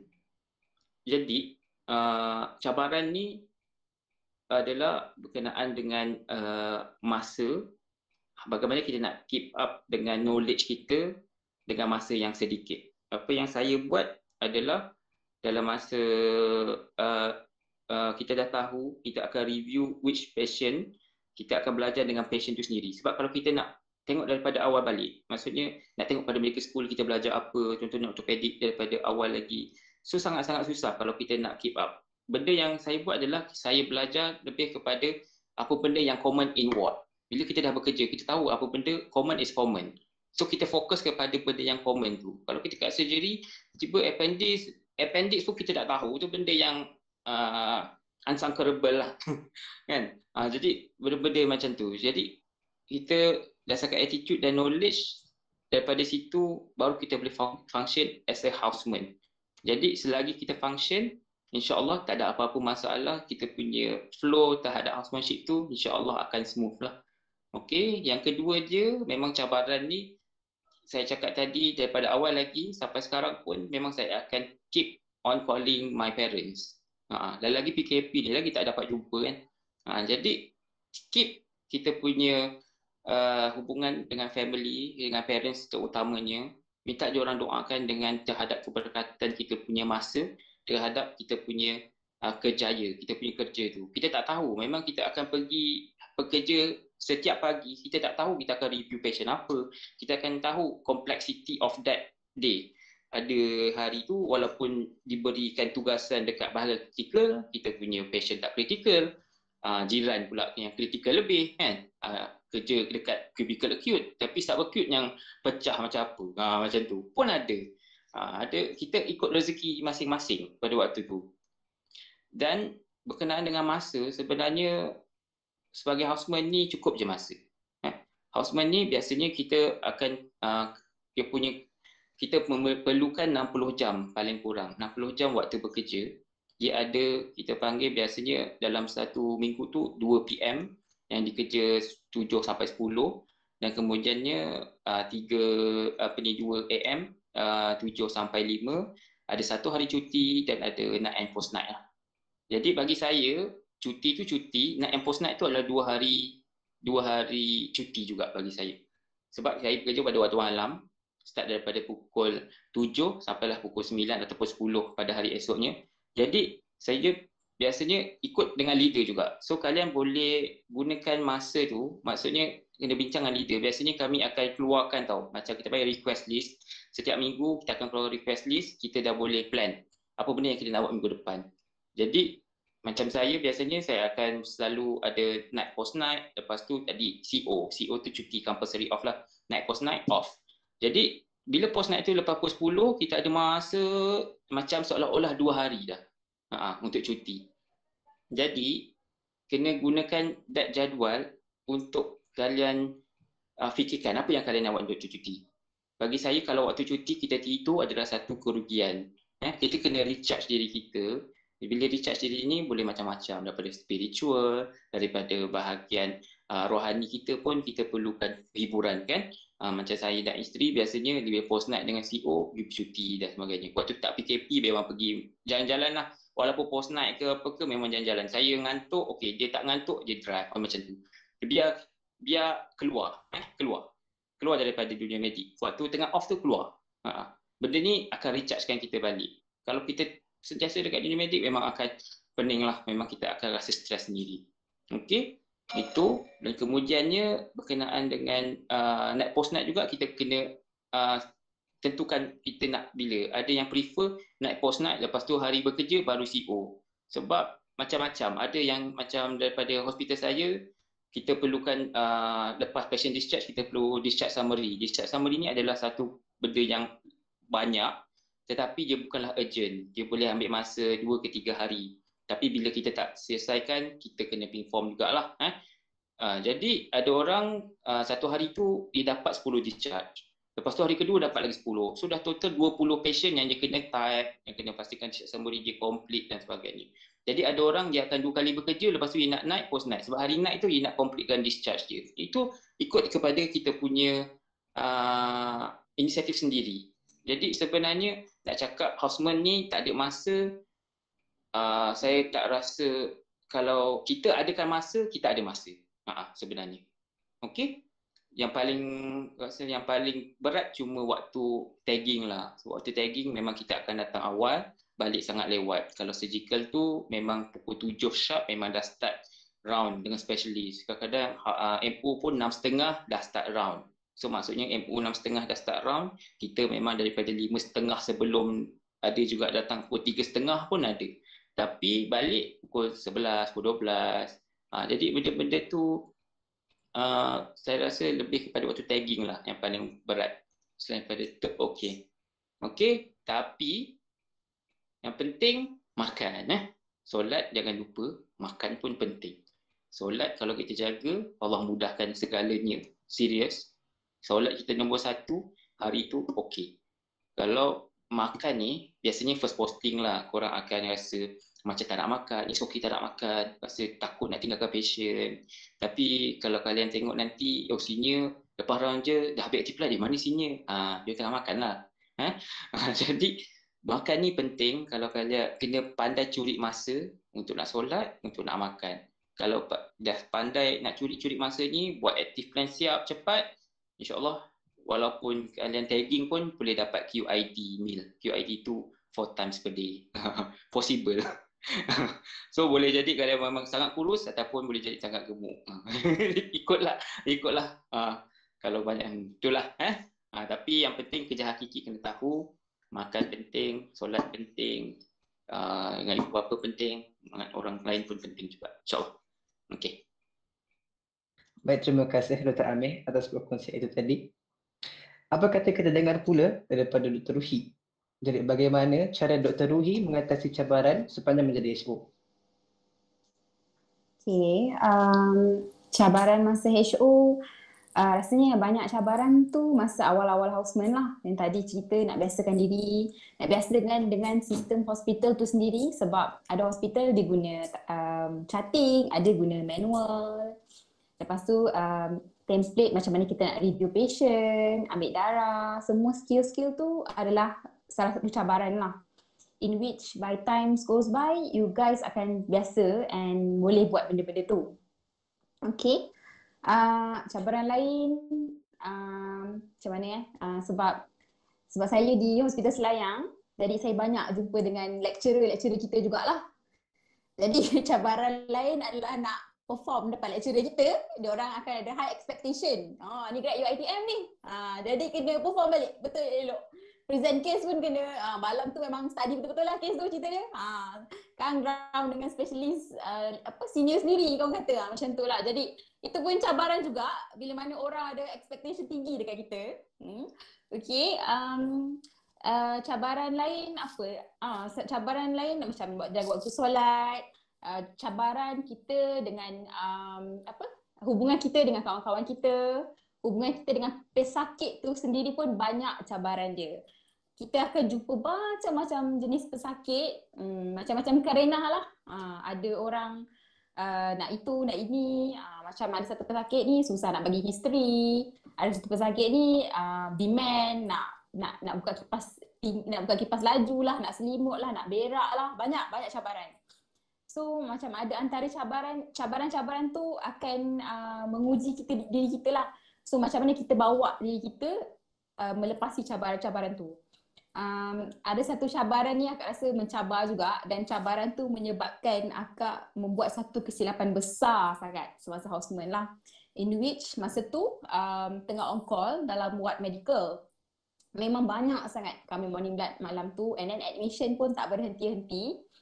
sampailah ada satu patient ni Chinese lady, dia datang, katanya datang sebab anemic symptoms. Okay. So kita pun datanglah nak club dia tanya, "Makcik kenapa datang kan?" Rupanya dia ni tak boleh cakap bahasa Melayu. Itu pun cabaran juga tu, nak dapat history, nak dapat chief complaint datang sebab apa pun kita tak tahu. So macam aduh, macam mana makcik ni kan, dah lah cerita tak faham apa-apa, memang tak faham bahasa Melayu. Kita memang tak boleh cakap Cina lah kan. Lepas tu masa tu pula tak ada houseman Chinese yang berdekatan, and then family members pun tak ada. Jadi itu cabaran lah untuk kita, macam mana kita nak deal dengan patient-patient yang macam ni.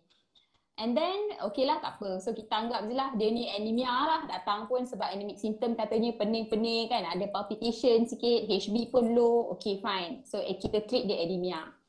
So kita tengah banyak-banyak patient ni, so kita pun okay, kita ambil basic blood, kita ambil anemic studies, anemic workup, ambil juga JSM, kita nak transfuse lah pakcik ni kan. So akak pun malam tu memang busy, jadi kita ambil blood, settle ambil blood. Habis on call pagi tu, pukul 10 pagi tiba-tiba dapat call, nak bercakap dengan Dr. Ruhiah. Saya pun angkat lah call. Rupanya yang call tu adalah MO saya. Dia tanya, "Ruhi, do you club this patient last night?" Saya cakap, "Ya, doktor." And then dia kata, "Do you take the blood from her?" Saya cakap, "Yes." "Which side you take the blood?" Saya cakap, "Doktor, I take the blood from the right hand at the brachial side." Lepas tu tahu, ayat lepas tu membuatkan saya terduduk sekejap. MO saya kata apa? "Do you know this patient has a fistula?" Saya macam rasa jantung tu pecah. Rupanya saya telah cucuk dekat fistula patient. Patient tu adalah end stage renal failure. Dia datang dengan anemic symptom. Patient yang end stage renal failure memang akan HB dia low kan usually. Masa tu rasa macam dunia ni berhentilah rasanya. Macam astagfirullahalazim, apa yang aku dah buat ni? Aku dah melanggar amanat aku lah menjadi seorang doktor kan. Aku dah bercita-cita do no harm. Tapi aku memang malam tu bukan my intention pun. And then patient pun tak boleh bagi history, tak tahu apa, tak tahu underlying. So kita pun tak boleh nak salahkan patient juga kan. Macam dia tak boleh cerita. Kita pun memang salah lah obviously sebab kita tak dapat.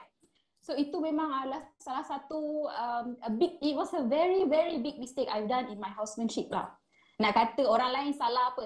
Salah label blood. Okay fine. But I did a very big mistake in which I took blood from the fistula and the patient baru je dialyze semalam. Hari ni boss round, dia punya fistula dah tak ada trill dah. In which dia punya fistula memang tak boleh pakai. Masa tu memang rasa dunia ni berhentilah. Rasa memang diri ni tak berguna sangat. Rasa macam astagfirullahaladzim, aku dah buat kesalahan yang besar lah masa houseman. Okay, cerita dia tak berhenti kat situ. So tapi masa tu MO tu dia cakap baik-baik lah. Dia cakap it's okay, I know it was not your intention. Everybody do a mistake. It's okay, we will let nephro team to review the fistula side lah. So nampak tak bila mana kita buat kerja dengan betul sebelum ni, kesalahan-kesalahan kecil yang memang bukan niat kita, orang akan anggap benda ni mistake lah. Bukanlah semua orang akan ada buat kesilapan besar. Tak kisahlah houseman ke, in fact in your life you akan buat apa-apa kesalahan besar lah kan. Ini adalah salah satu kesalahan saya masa houseman lah. And then beberapa hari lepas tu specialist tak jumpa saya lah sebabkan isu ni. Patient tu memang fistula dia tak boleh pakai, dia kena pasang IJC baru dan dia kena buat appointment baru untuk buat fistula baru. Okay, so saya pun okay lah, dah latih, especially dah jumpa ni, aku dah buat siap-siap surat extension, surat explanation letter. Dalam hati memang aku kena extend lah posting ni, extend posting medical. Sebab ni memang kesalahan yang tak boleh dimaafkan langsung dalam hati. Baik, so hari yang berkenaan jumpalah specialist. Specialist tu pun dia endocrinologist, Dr. Chua lah. Dia cakap, dia jumpa, dia cakap dengan saya.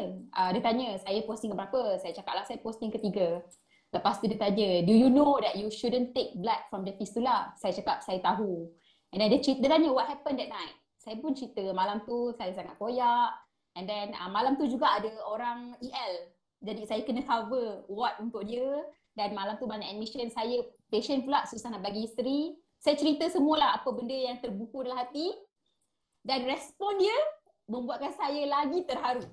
In which dia cakap, it's okay, take this as your lesson so that you won't do this again. Nampak tak? Kita kadang-kadang kita tak tahu, saya rasa terharu bukan sebab kebaikan dia. Saya rasa terharu sebab, kenapa Allah baik lah? Faham tak? Macam, sebab saya percaya yang pegang hati dia tu Allah. Faham tak? Jadi macam, saya tak kena explanation letter, saya tak kena extension langsung dalam posting medical tu. Jadi sebabkan event tu, sekarang ni nak ambil blood semua, saya akan tanya, Pakcik ada cuci buah pinggang ke tak? Nampak tak? Jadi bila kita buat kesalahan, kita akan lebih berhati-hati in our future, dan supaya kita tak ulang balik kesalahan tu. So saya cerita ni bukan nak menyebar keburuk apa, in which korang nanti jadi houseman, korang take note juga benda-benda ni supaya korang pun tak buat kesalahan yang sama. Tapi kalau dah terbuat, benda tu akan menjadi impak yang besar lah untuk korang untuk korang berhati-hati in future. So ini adalah cabaran-cabaran antara cabaran-cabaran, dan cabaran satu lagi yang terakhir yang saya rasa susah adalah bila mana kita pergi kerja dengan hati yang ikhlas. Kita kadang-kadang macam kita macam alamak hari ni nak kerja lagi lah, AM lah, balik sampai pukul 9 malam lah tu. Susah rasa macam rasa berat je. Nak pergi kerja tu dah rasa berat. Macam mana tu? So macam itu adalah cabaran lah, in which apa-apa pun berbalik pada niat. So kita pun apa-apa kita start daripada niat. So bila mana niat kita bersih, insya-Allah moga Allah mudahkan semua urusan kita, dan insya-Allah semoga ikhlas tu akan datang dengan sendirinya nanti. Okey, tu je aku sedikit sebanyak cerita tentang cabaran. Okey. Terima kasih Dr. Rohi atas konsep itu tadi. Besar cabaran itu tadi. Baik, kita sudah sampai kepada soal terakhir kita tadi. Jadi, bolehkah Dr. Ruhi memberikan kata-kata semangat dan amanat terakhir kepada pelajar-pelajar kita ini supaya mungkin boleh menjadi motivasi untuk teruskan perjalanan yang tough ini. Tapi mungkin disebabkan kekangan masa, kita mungkin boleh pendekkan apa yang Dr. Ruhi ingin sampaikan. Boleh. Okey. Jadi secara amnya nak kata korang semua kena explore dunia luar. Okay, hidup ni bukan hanya buku, bukan hanya belajar. There are so many things out there. Okay, go out, you make sure you know how to divide your time between study, for family, for leisure. Macam Dr. Amir lah, dia cuti-cuti dia keluar dengan isteri dia kan. Macam itulah kita kena pandai bahagi masa.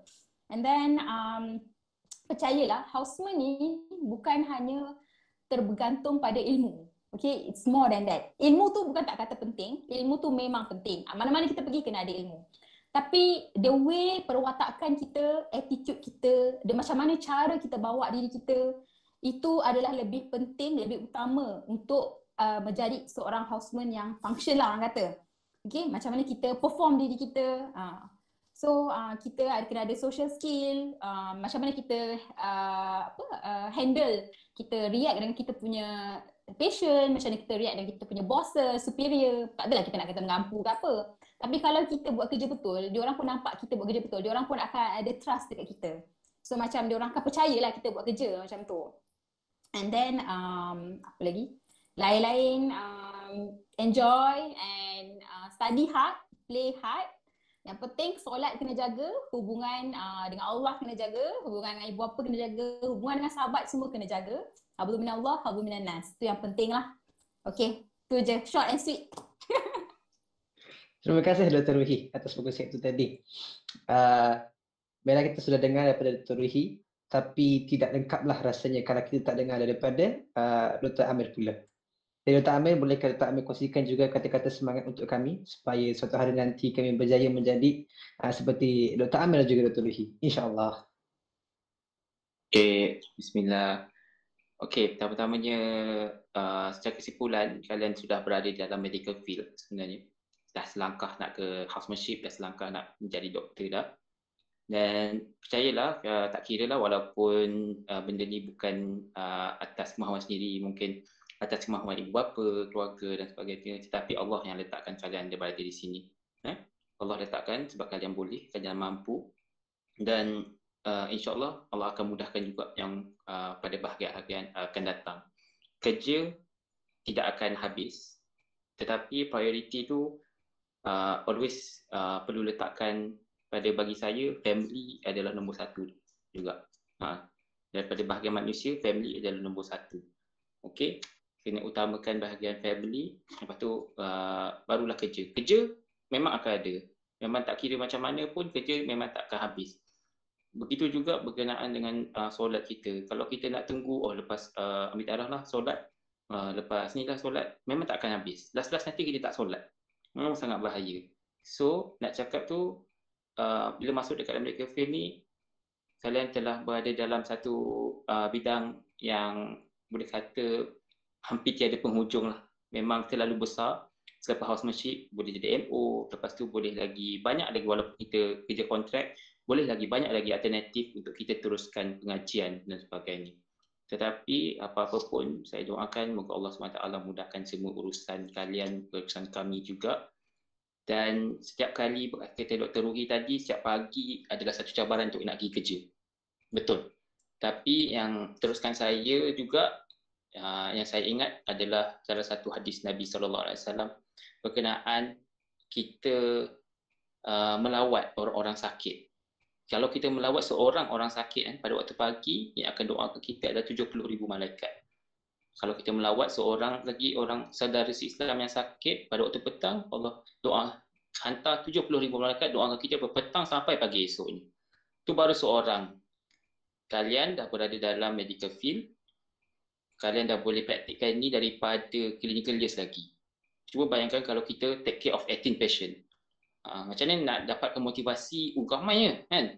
Tapi dapatkan juga motivasi tu 18 times 70,000. Itu adalah kelebihan yang kita ada, bukan sahaja kat dunia, dekat akhirat juga.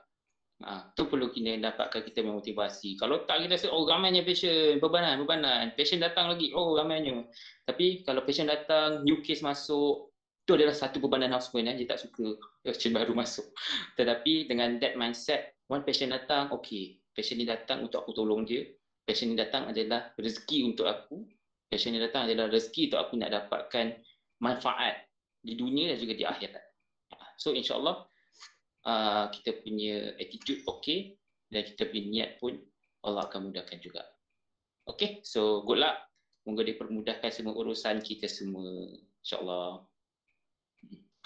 Amin, insyaAllah. Terima kasih daripada Dr. Amir. Semoga kata-kata semangat dan amanat terlahir daripada kedua pendidik ini dapat tersemat di hati dan mampu memandu kita untuk terus bersemangat dan tabah mengharungi medical school ini. Alhamdulillah, kita dah sampai di penghujung program. Jutaan terima kasih diucapkan kepada Dr. Amir dan Dr. Ruhi atas perkongsian yang begitu mantap dan bermanfaat yang dapat kita praktikkan untuk masa depan kita nanti sebagai seorang doktor, insyaAllah. Baiklah, sekarang terbuka kepada para hadirin untuk mengajukan soalan berkaitan dengan tajuk forum sebentar tadi.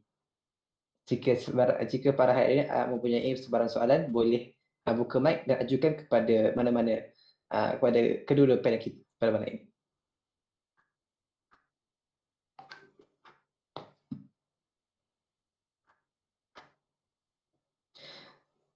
Baiklah, ada soalan daripada WhatsApp. Soalannya berbunyi, nak minta pendapat. Kahwin lepas habis medical school sebelum HO atau okey je kahwin tanpa HO?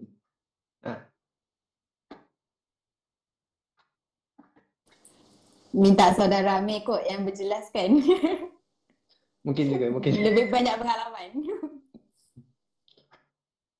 Okey, bismillah. Okey, pada saya, alhamdulillah Allah telah mudahkan untuk kahwin sebelum houseman. Jadi saya boleh share pengalaman untuk kahwin sebelum houseman lah. Okey. Jadi sebenarnya untuk kahwin sebelum houseman ni macam saya cakap tadi, memanglah berkenaan dengan duit. Itu adalah benda yang penting kan. Benda duit berkenaan dengan daripada dulu lagi, daripada medical school lagi saya dah simpan duit daripada, sebab saya ada JPA dulu. Jadi daripada setiap kali dapat tu saya akan kurang masukkan sebahagian ke ASB dan sebagainya lah. Itu untuk preparation saya untuk perkahwinan yang akan datang. Tetapi bagi saya, andai kata kalian telah berkahwin sebelum housemanship, bagi saya dia ada memberikan satu ketenangan waktu houseman. Sebab kita dah ada orang yang sangat dekat untuk jadi support system kita, yang pertama. Yang kedua je, senang untuk kita nak share masalah. Lebih-lebih lagi kalau kita punya pasangan itu adalah houseman juga. Yang dah pernah melalui satu posting yang sama, yang pernah juga melalui satu posting, dia dah dia lalu satu posting ni, saya belum lagi. Jadi pengalaman tu senang, dia memang sangat mudah lah. Dan untuk nak memahami proses pekerjaan tu lebih mudah berbanding andai kata waktu kerja juga kalian memang akan lebih fokus terhadap kerja. Kalian tak ada rasa macam mungkin nak usah tu ke, nak usah MA tu ke, nak usah nurse tu ke. Jadi bila kalian dah nikah sebelum houseman ni, dia macam satu ketenangan, boleh fokus. Dan kemudian kalau dekat tempat kerja tu semua orang dah tahu kita kahwin kan, kita dah kahwin. Orang pun tak ada ni lah, memang tak ada nak try lah. So bagi saya bersyukurlah kalau saya kahwin, sebab saya dah kahwin sebelum houseman. Tetapi kita tak tahu juga, mungkin dapat juga pendapat Dr. Ruhi macam mana kalau waktu sekarang. Sebab waktu saya sekarang ni, saya tengok kawan-kawan yang belum kahwin ni, cabarannya adalah dia berkenan je orang tu dah kahwin. Dia berkenan je orang tu dah kahwin. Macam tu lah. So, tanyalah Dr. Ruhi, macam mana Dr. Ruhi? Betul jugalah yang tu. Betul jugalah. Kalau tak kahwin ni rasa macam masuk-masuk tu memang niat di hati nak mencari lah kan. Tapi yang baik tu mesti dah kahwin. Tapi apa pun berkahwin ni subjektif kot. Berkahwinlah bila awak bersedia. Tak kisahlah sebelum awak houseman ke, masa houseman ke, yang pasti kena persediaan tu kena ada lah. Dan persediaan kena ada, calon tu pun kena ada juga. Macam itulah kot yang boleh cakap, berkahwinlah bila anda bersedia dari segi kewangan, dari segi ilmu, macam tu. Okey, tu je lah. Betul-betul. Yang ada satu pepatah cakap, perkahwinan bukan perlumbaan. So it's okay at your own pace. So, tak ada masalah. Baiklah, terima kasih daripada kedua-dua panel kita pada malam ini. Satu nasihat yang baik. Baiklah, soalan seterusnya juga daripada WhatsApp yang berbunyi, ada dengar tengah houseman quit, habis houseman quit. So how to be strong enough to fight this demon of wanting to quit?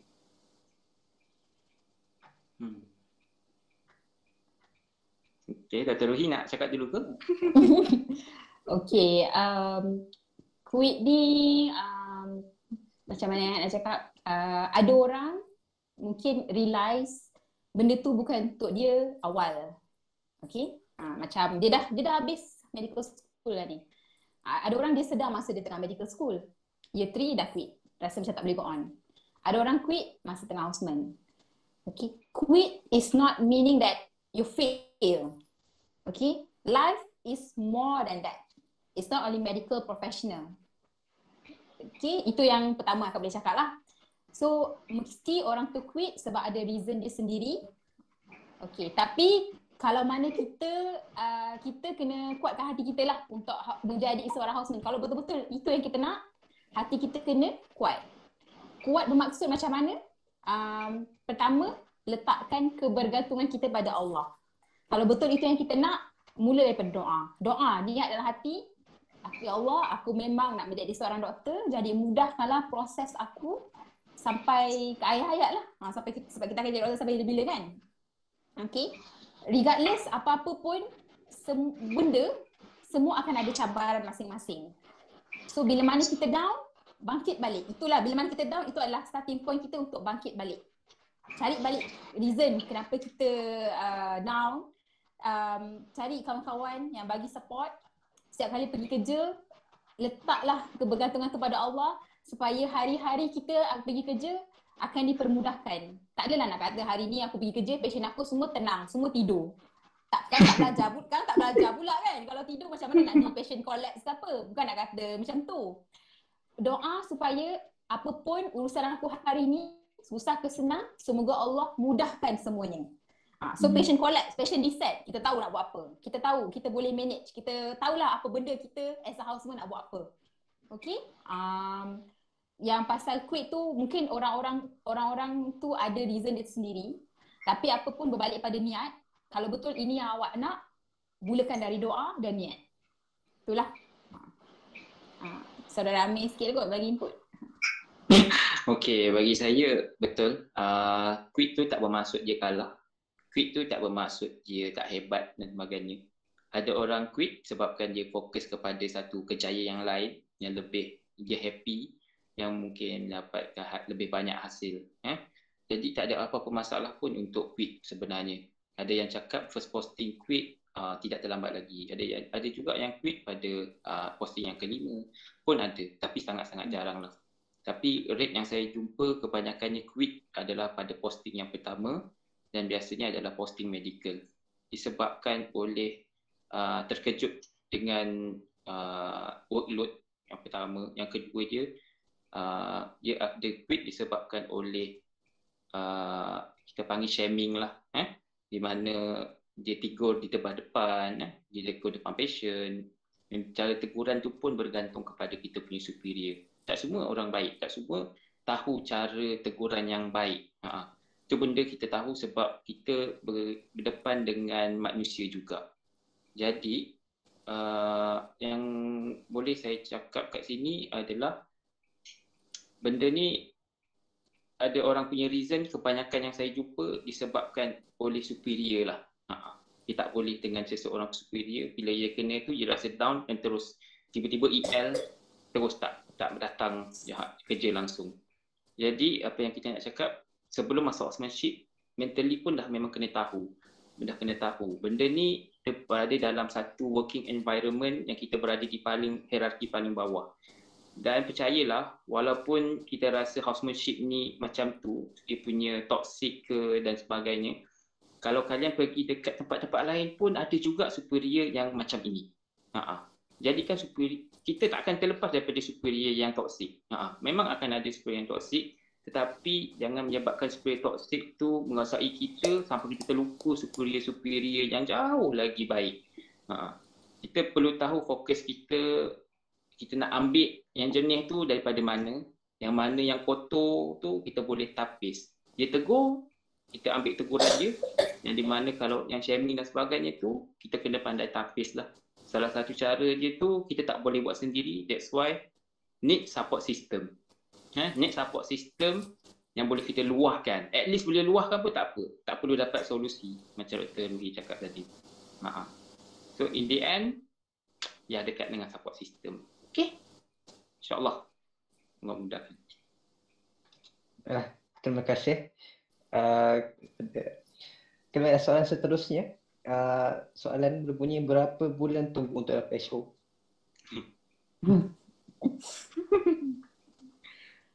Berapa nak dekat setahun kan? Setahun. Tapi sekarang rasanya lebih cepat sebab COVID ni diorang tak ada PTM semua. Betul. So rasanya yang batch baru ini intake dia dalam waiting time less than 6 months. Kejap je. Betul. Tak apa. Semangat nak kerja ya? Lalu. Terima kasih.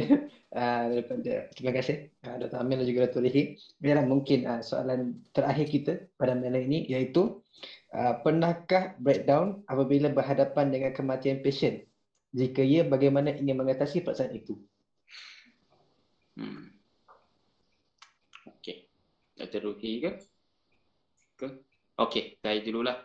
Bismillah. Saudara Amir dululah. Berkenaan dengan kematian pasien ni, kita panggil LO lah, last office. Last office ni maksudnya pasien tu meninggal di dalam hospital, di dalam ward dan sebagainya. Ada orang yang direzekikan untuk dapat ramai orang yang LO. Ada orang yang dah last posting. Baru seorang je yang pernah jumpa yang LO dekat pasien bawah jagaan dia. Saya suka sebutkan sini, saya cakap tadi ni rezekikan instead of dekat hospital ada satu term kita panggil Jonah kan.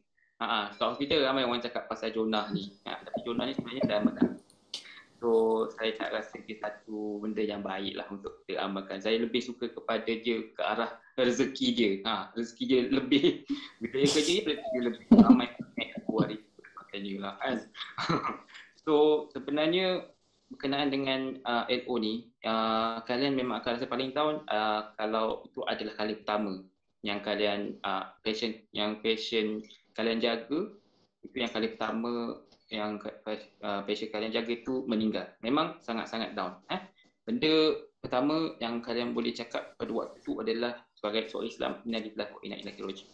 Kita dah cuba sehabis baik, kita dah gunakan, kita dah pakai, kita pun tahu kita dah gunakan guideline, kita dengan superior kita pun dah gunakan sehabis baik, dan benda tu bukanlah salah kita. Kita sebagai seorang doktor bukanlah seorang yang boleh menjaganya, boleh menghalang kematian. Tidak. Kita untuk menolong, menjadi asbab untuk pasien menjadi lebih okey, dan jika asbab itu tidak diizinkan Allah, maka pasien boleh meninggal. So it's okay. Benda itu bukan salah kita. Yang penting kita cakap kat diri kita, benda itu bukan salah kita. Dan benda yang kita nak overcome tu, yang saya ingat, kita kalau kita doakan dia. Once kita doakan dia tu, insya-Allah tidak ada apa-apa masalah. Mula-mula je, bila kalian dah selalu jumpa yang pasien-pasien macam ni, amalkan yang sama tadi, ucapkan innalillahi wa inna ilaihi raji'un, doakan pasien baik-baik. Kalau yang bukan Islam, jelas sahaja, tapi bagi orang Islam, yang orang bukan Islam, sebab dia dah ajal dia yang meninggal bukan pada waktu dia masuk ke agama kita lah. Jadi doakan dia, masa kita doakan tu dalam masa yang sama untuk buatkan diri kita juga. Dan malaikat pun akan doakan kita sekali lah, sebab kita doakan orang saudara Islam kita. So tak perlu down sangat kan. Nanti ia akan jadi satu kebiasaan. Ada orang juga bila dia dah terlalu biasa, dia akan hilang empati. Dia akan hilang simpati terus. Simpati tu kita tak nak kan, kita nak empati. Tapi at least walaupun dah terbiasa sangat tu, pastikan ada empati. Kita tak boleh buat tengah gelak-gelak. Ada juga yang tengah CPR gelak-gelak padahal family members ada dekat tepi. Kita perlu tahu situasi macam mana. So kekalkan empati tu, dan sebab tu saya cakap apa benda tadi, prosedur kita buat, apa saja management kita buat, semuanya adalah asbab, dan always baca bismillah sebelum kita lakukan satu-satu. InsyaAllah. Pun ada juga pernah satu tu pass over waktu kita nak shift. Okay, patient bed yang acute ni, 2 patient ni impending LO. Macam tu pun ada. Jadi impending ni pun sampai satu tahap nanti kalian dah akhir tu akan rasa akan jadi lali lah. Betul. Tapi dia akan jadi tak lali kalau kalian terfikirkan, anda kata itu mak ayah kita, anda kata itu student kita, anda kata itu abang adik kita. Itu memang boleh nitiskan air mata lah. Tapi maintain professionalism, doakan yang terbaik buat patient dan keluarga dia. InsyaAllah. Itu. Okay, Dr. Ruhi. Okay, kita memang bekerja di medical line, takkan lari lah daripada medical, takkan lari daripada LO lah. So memang mungkin memang kita akan jumpa hari-hari, memang kita akan jumpa sama ada passion kita ke bukan, kita akan harapan kemarin. Jadi apa kita awal kita dah lama, kita dah banyak jumpa sangat LO, kita dah, so it's part of our job. In fact, kita kena lagi bersyukur kerja kita ni mengingatkan kita dengan kita memang kita lah mati kan. Jadi apa-apa yang kita buat pun cara orang kata, buatlah kerja bersungguh seolah kau mati esok. Kalau kita ibadah pun bersungguh seolah kau mati esok. Jadi sedih tu perlu, bukanlah sedih, maksudnya empati tu perlu. And kita kena sentiasa bersyukurlah sebab okay, patient ni dah mati kita akan rasa macam Allah, dia kena mati tu, kita nampak. Kadang-kadang muda daripada kita lagi dah meninggal, datang pun sebab apa je. Cause of that, postmortem. Kita syukur kadang-kadang. Tapi kalau itu adalah ajal dia, kalau Allah kata dia tarik waktu tu, matilah dia kan. Jadi in a way, Ida adalah salah satu sentiasa aware lah, mati tu sentiasa dekat kita. Itulah. Baiklah, terima kasih Dr. Amir dan juga Dr. Ruhi atas jawapan yang diberikan, jawapan yang begitu mantap. Ini berakhirlah sudah majlis kita pada malam ini. Sekali lagi suka saya ingatkan kepada ahli majlis attendance dan bukan telah diadakan. Jika masa yang belum berbuat demikian. Segala kekurangan yang berlaku sepanjang majlis berlangsung, kami mohon maaf sesungguhnya yang baik itu adalah Allah dan yang buruk itu adalah kami sendiri. Terima kasih kepada panel jemputan kita Dr. Amin Dr. Ruhi kerana sudi meluangkan masa bersama dengan kita. Malah sebelum kita menutup majlis kita, kita ada sesi bergambar. Jadi ini untuk hari untuk buka kamera bersama-sama dengan para panel kita juga pada malam ini. Gambar ke? Nanti educate team lah akan disenapkan. Oh, okey. Okey. Nah, ada baby nak ambil gambar sekali. Oh, betul. Sama-sama. Aku dah. Kamera. Okey. Kalau tidur tak apa. Educate team dia.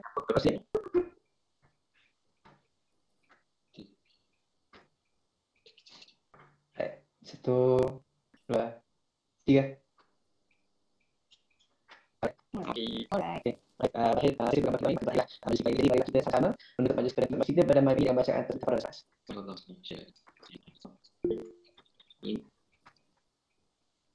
Baik. Terima kasih kepada kita juga. Okay, sama-sama. Terima Terima kasih. Terima kasih. Waalaikumsalam warahmatullahi wabarakatuh. Bye. Bye.